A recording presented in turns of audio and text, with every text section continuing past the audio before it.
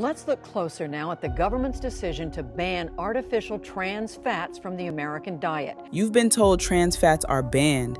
You've seen the big, bold 0 grams on your favorite snacks. You think you're safe. You're being played. Right now, in your pantry, there is a substance hiding in plain sight that is literally turning your internal organs into industrial wax. It's a zombie fat that doesn't rot, doesn't spoil, and once it gets inside you, doesn't know how to leave. The more the trans fat, the higher the amount of bad cholesterol that is produced. And this leads to a higher risk of heart disease and stroke. We're not talking about a boring biology lecture. We're talking about a high-stakes heist where your heart is the vault and the food industry has the master key. Because do your chips and crackers have that perfect industrial snap? Do they stay crispy in a humid kitchen for 3 months? That's not a miracle of baking. That's a molecular crime scene. So if you think you know what's in your kitchen, think again. Welcome to Oil on Tap, where the truth about fats flows. And today, the tea is absolutely scalding. By the time we're done today, you're going to want to perform a full-scale exorcism on your cabinet. Let's spill the first pot of tea. The 0 grams label on the front of your box is a flat-out lie. It's the ultimate corporate gotcha. The FDA has this tiny, beautiful loophole that the food lobby spent millions to secure. If a product has less than 0.5 grams of trans fat per serving, the company can legally round that number down to 0. Imagine if your bank could round down any transaction under 50 cents.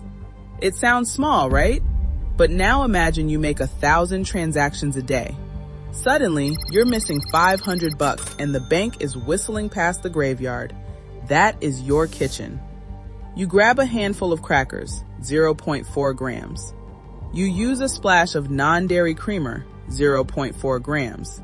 You eat a slice of frozen pizza, 0.4 grams. You finish with a healthy granola bar, 0.4 grams. By the time you hit the pillow, you haven't eaten 0 trans fats. You've shoveled nearly 3 grams of industrial sludge into your veins. The World Health Organization, people who literally study how we die, says there is no safe level of this stuff. None. 0 means 0 to your heart, but to a CEO's bonus, 0 means just enough to kill them slowly without getting sued. Let's head to the pantry. Grab that jar of peanut butter. If it's perfectly smooth, perfectly creamy, and you haven't had to stir it since the day you bought it, you're eating a chemistry experiment. Real peanut oil is a wild child. It's liquid. It wants to rise to the top and hang out. It's cis. It's got a V shape that makes it bouncy and fluid, but the industry hates V shapes. V shapes are messy. V shapes don't stack. So, they take that oil to a factory, blast it with hydrogen gas and nickel dust, and force it into a straight line. They brick the oil. They call it partially hydrogenated vegetable oil. I call it molecular rebar. They mix that rebar back into the peanuts to lock the oil in place. That's why your peanut butter doesn't separate. It's not creamy, it's structurally reinforced. When you eat that, your body tries to use those bricks to build your brain. Your brain is 60% fat. Every memory, every thought, every I love you is processed through fatty membranes. When you feed your brain no-stir fats, you are building a no-stir brain. Rigid, slow, inflamed. You're trading your cognitive speed for the convenience of not having to use a spoon for 10 seconds. Now, let's talk about your morning coffee. This one is juicy. Look at your non-dairy creamer. Notice anything weird? It's white, it's creamy, it's silky, but there's no cream, there's no milk. So what is it? It's oil, usually soybean or cottonseed oil. But wait, oil and water, or coffee, don't mix. If you poured straight vegetable oil into your coffee, it would look like a BP oil spill. To make it creamy, the industry has to perform a molecular miracle.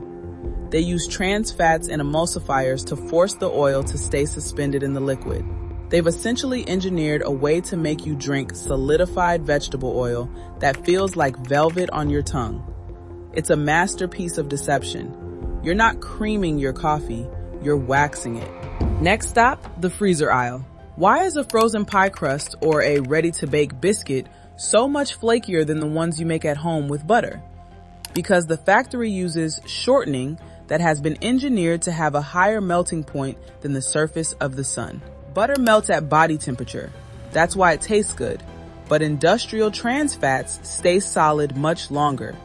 In the oven, they create these perfect rigid pockets of air that give you that shatter crisp texture. The industry loves it because they can ship those biscuits in a hot truck and they won't turn into a puddle of grease. But here's the tea. If that fat is designed to stay solid at 100 degrees Fahrenheit in a truck, what do you think it's doing inside your 98.6 degree body? It's staying solid. It's settling into your tissues like a guest who won't leave. It's building a shatter crisp heart. This is where it gets really dark. You're out at a restaurant. You order the fries. You order the house-made chips. You're not checking labels because there are no labels. Restaurants are the ultimate black hole for trans fats. Commercial frying oil is expensive. If a restaurant used pure, high-quality oil, they'd have to change it every day. But if they use a high-stability blend, which is industry speak for loaded with trans fats, that oil can sit in the deep fryer for a week. It won't break down, it won't smoke, it's indestructible. You could fry a shoe in that oil and it would come out tasting like a golden miracle. Many chain restaurants use vegetable oil blends that are just clean enough to pass a surface level inspection, but are packed with trans fat residues that keep the oil from going rancid. You think you're eating a potato. You're actually eating a sponge that has soaked up a week's worth of industrial-grade chemical stabilizers. Here's the most surprising part, and the part that should keep you up at night. Your body is a self-cleaning machine. It knows how to get rid of toxins. But trans fats are identity thieves. Because they look somewhat like natural saturated fats, your body doesn't realize they're fake. It picks them up and says, "Oh, a building block. I'll use this to build a cell wall." It's like a construction crew building a skyscraper and accidentally using sticks of dynamite instead of steel beams. It looks fine for a while, but the dynamite is unstable. Once those trans fats are in your cell walls, they are incredibly hard to get out. Most fats have a half-life in your body. Trans fats, their half-life is estimated at 51 days. That means if you ate one dirty donut today, half of that fat is still sitting in your cell membranes 2 months from now. It takes nearly a year of total exorcism to get it out of your system. You are literally haunted by the snacks you ate last Christmas. We've talked about the heart, but let's talk about your brain, because this is the tea no one is spilling. Your brain cells, neurons, communicate through fatty membranes. For a thought to travel from point A to point B, the membrane needs to be fluid. It needs to be fast. When you build your brain out of straight-line trans fats, those membranes become rigid. They become stiff. Studies have shown that people with high levels of trans fats in their blood have brains that are literally shrinking. So when trans fat enter our body, they are taken up by certain compounds that transport fat in the blood flow. And the more the trans fat, the higher the amount of bad cholesterol that is produced. They perform worse on memory tests. They are more aggressive. They are more prone to depression. You aren't just unhealthy. You are structurally slower. You're trading your mental sharpness for a cheaper cracker. Is that a trade you really want to make? So the truth is flowing and it's messy. How do we fix it? You have to become a label ninja. 1. Ignore the zero. The front of the box is a fairy tale. Don't look at it. 2. Hunt the fine print. Look for the words partially hydrogenated. If you see that, the box is a biohazard. Put it back. 3. The fridge test. If a fat is supposed to be liquid, like vegetable oil, but it's sitting in a jar on your shelf and it's solid, run. That's a ghost in the machine. 4. The butter truth. Butter is a natural cis fat. Your body has known it for thousands of years. It's better to eat real butter than a heart-healthy spread that was born in a test tube. 5. The restaurant interrogation. Don't be afraid to be that person. Ask what they fry in. If the waiter says vegetable oil blend, get the baked potato instead. The story of trans fats isn't about biology. It's about betrayal. The food industry found a way to make oil immortal, and they didn't care if it made us mortal in the process. They turned our kitchens into a laboratory and our bodies into a storage locker for industrial waste. But now, the tap is open. You know the truth. You know that zero is a lie. You know that no stir is a trap. And you know that your brain deserves better than zombie bricks. Go to your pantry, find the ghosts, and get them out. Because here at Oil on Tap, we don't just want the truth to flow. We want you to be the one holding the handle.